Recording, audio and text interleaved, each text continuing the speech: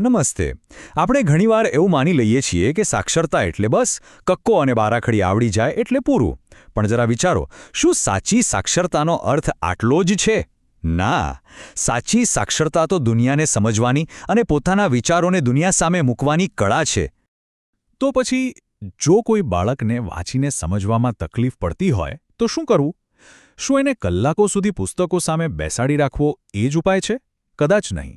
ક્યારેક જવાબ બિલકુલ આપણી સામે જ હોય છે. બાળકને વાંચતા શીખવવાનો સૌથી સારો રસ્તો એ છે કે પહેલાં એને ધ્યાનથી સાંભળતા અને દિલ ખોલીને બોલતા શીખવવામાં આવે. તો ચાલો આજે આપણે એક એવી જબરદસ્ત ટેકનિકની વાત કરીએ જે આપણી સંસ્કૃતિમાં સદીઓથી વણાયેલી છે. એ આપણા બધાની ખૂબ જ જાણીતી છે અને એ છે વાર્તા. હવે વાર્તા એટલે શું? કોઈ મોટી મોટી વાતો નહીં. આ તો આપણો જ વારસો છે. યાદ કરો, ગામના ચોરે થતી વાતો, આપણા દાદા દાદીના કિસ્સાઓ, પેલી જૂની દંતકથાઓ, બસ આ બધું જ તો વાર્તા છે.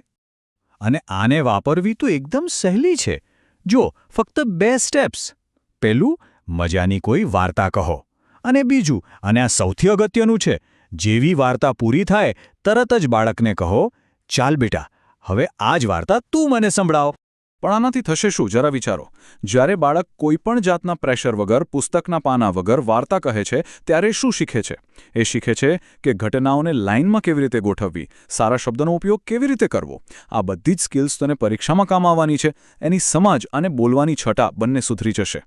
ચાલો હવે એક બીજી મજાની રીત જોઈએ. આમાં તો આપણે આખું સેટિંગ જ ઊંધું કરી નાખવાનું છે.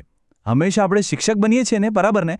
પણ હવે બાળકમાં કોન્ફિડન્સ લાવવા માટે આપણે એને આપણો ટીચર બનાવવાનો છે. અહીંયા બધો ખેલ વાત કરવાની રીતનો છે. જો રોજ આપણે શું પૂછીએ? હોમવર્ક કર્યું? એમાં કેવું પ્રેશર ફીલ થાય? એના બદલે કંઈક નવું ટ્રાય કરીએ. પૂછીએ, ચાલ આજે મને કયો નવો શબ્દ શીખવાડીશ? આ સવાલ બાળકને પાવર આપે છે. એને એક્સપર્ટ જેવી ફિલિંગ આવે છે. આ કરવાનું પણ બહુ જ સિમ્પલ છે. સ્ટેપ 1, બાળકને પૂછો કે આજે સ્કૂલમાં એવો કયો નવો શબ્દ શીખ્યો જે એ આપણને શીખવાડી શકે. અને સ્ટેપ 2, પછી એને કહો કે એ શબ્દનો મતલબ સમજાવે અને આપણા ઘર કે ખેતર સાથે જોડીને એક વાક્ય બનાવી દે. બસ આટલું જ. આ નાનકડી વાત બાળકને જાણે કે એ વિષયનો એક્સપર્ટ બનાવી દેશે. એનો કોન્ફિડન્સ તો જુઓ ક્યાં પહોંચી જશે.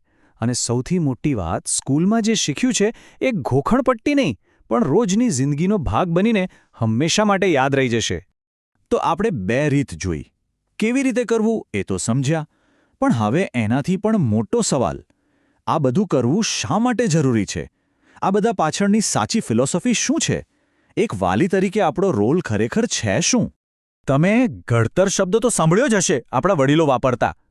બસ આ બધી મહેનત ખાલી સારા માર્ક્સ માટે નથી. આ તો બાળકના ચારિત્ર્યનું, એની વિચારવાની શક્તિનું, એના ભવિષ્યનું ઘડતર કરવાની વાત છે. યાદ રાખજો, એક વાલી તરીકે તમારો રોલ સ્કૂલ કરતાં પણ ક્યાંય મોટો છે. તમે જ એ કડી છો જે સંસ્કારને વિજ્ઞાન સાથે જોડે છે. તમે જ છો જે પરંપરાગત સમજને આજના જમાનાના તર્ક સાથે જોડો છો. અને તમે જ છો જે સ્કૂલના પાઠને સાચી જિંદગીનો અર્થ આપો છો. ટૂંકમાં કહીએ ને તો આખી વાત આટલી જ છે.